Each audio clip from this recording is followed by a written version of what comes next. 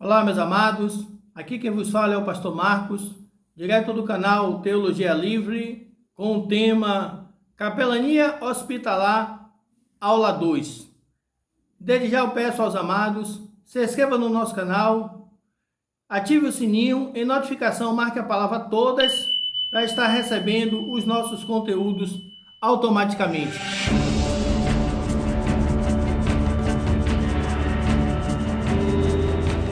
Vamos lá.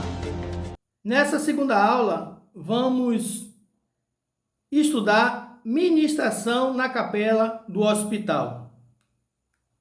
As reuniões ou cultos na capela do hospital são diferentes das que acontecem em nossas igrejas. Você pode ser um crente pentecostal ou um crente tradicional, mas tratando-se de um ambiente hospitalar, a visão tem que ser outra. Então, esse já é o primeiro ponto como ética. Quero já deixar uma observação, na mente do capelão, na cabeça do capelão, essa palavra ética ela não pode desaparecer. Então, em relação à capelania hospitalar, ética é uma coisa primordial. Então, nessa aula vamos aprender sobre estilo de música, duração do culto, tipo de mensagem, tipo de oração e outras coisas. Com relação à duração do culto, geralmente o culto em uma igreja leva de 1 a 2 horas. Na capela hospitalar, o tempo é muito menor. 30 minutos é o máximo por causa da saúde debilitada dos pacientes. Então, vamos dividir essa mini aula, esse mini culto, em 3 partes. Só por uma questão de ordem. Primeira parte, o louvor. O louvor não pode ser acompanhado de instrumentos fortes como bateria, percussão, etc. Então, não se trata somente dos instrumentos de percussão, mas qualquer instrumento que seja forte, estrondoso, deve ser retirado do culto na capela hospitalar. Então, com relação à melodia, as letras têm que ser letras que tragam esperanças e fortaleçam a fé. A melodia tem que ser branda, trazendo sempre alegria. Em um ambiente hospitalar, às vezes a tristeza ela toma conta. Então, a música ela tem essa finalidade de trazer alegria. Quero deixar aqui também uma observação. Se possível, é bom ter uma impressora para fazer cópias bem legíveis, para estar distribuindo ali entre os pacientes. Às vezes o paciente ele está ali acompanhando, mas o corpo está ali presente, a cabeça pode estar em outro lugar. E a cópia na mão do paciente ali, o capelão vai incentivar para que ele venha acompanhar como se fosse uma espécie de coral. Então, o louvor é a palavra de Deus. E vai alimentar o espírito, a palavra de Deus alimenta o espírito.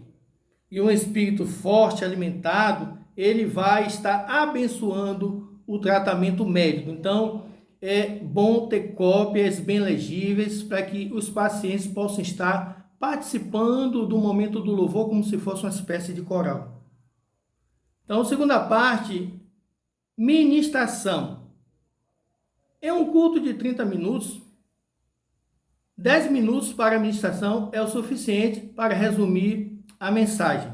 Então, uma mensagem objetiva e 100% bíblica, sempre encorajando a esperança e a fé. Então, o louvor e a ministração da palavra, ela tem essa finalidade de trabalhar em aumentar a fé e a esperança do paciente ou dos pacientes. Uma observação com relação à ministração. Vou trazer aqui algumas observações. A primeira, não fazer promessas de curas. Porque caso não aconteça, o paciente ele pode perder todas as suas esperanças. Então, esse é um momento particular do capelão de Deus, ou seja, seu de Deus. Você vai orar, vai entregar a vida daquela pessoa, mas é Deus que sabe o que fazer. Deus ele pode usar até a enfermidade para poder trabalhar na vida daquela pessoa. Então, essa questão de prometer milagre não é muito correto, para que não venha trazer consequências negativas caso o milagre não aconteça. Outra observação com relação aos testemunhos. Então, os testemunhos, eles não podem aparecer avulsamente de uma hora para outra, tem que analisar cada testemunho que vai ser dado no momento do culto, para que também não venha trazer consequências negativas. E outra observação aqui, uma observação muito fundamental, é não fazer apelos. No culto na capela não se faz apelo. Capelania não é evangelismo. Então, se o paciente quiser aceitar o Senhor Jesus Cristo, louvado seja Deus.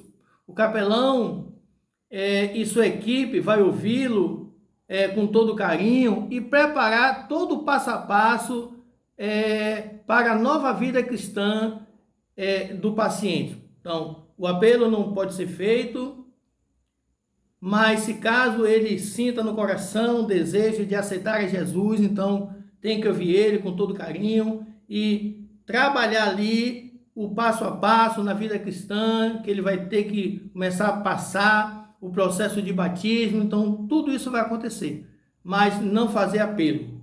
E na terceira parte é oração. A oração deve ser prática e bíblica. Não deve fazer longas orações e ter muito cuidado com a parte emocional. Então, a intenção é sempre agradecer pelo dia, pelo culto e que Deus venha derramar paz e saúde para todos. Não se esqueça que nosso Senhor Jesus Cristo, ele prometeu que o Espírito Santo ia nos guiar e nos orientar em nossas necessidades, principalmente também ministeriais. Então, a oração não pode ser aquela oração de fogo, tem que ser uma oração de agradecimento, sempre buscando direção do Espírito Santo, direção do Espírito, porque o trabalho de capelania, o trabalho na capela, o culto na capela é totalmente diferente do culto em nossas igrejas. Então, o culto tem que ser prático e com muita sabedoria para não acontecer traumas e questões antiéticas. Então, eu aconselho a você, capelão, capelã, orar a Deus e pedir direção ao Espírito Santo, além das instruções, direção ao Espírito Santo, porque o trabalho de capelania também, no dia a dia ali, na atividade, o capelão vai adquirir muita experiência. Então, aqui é mais uma videoaula, nós encerramos essa aula aqui sobre ministração na capela.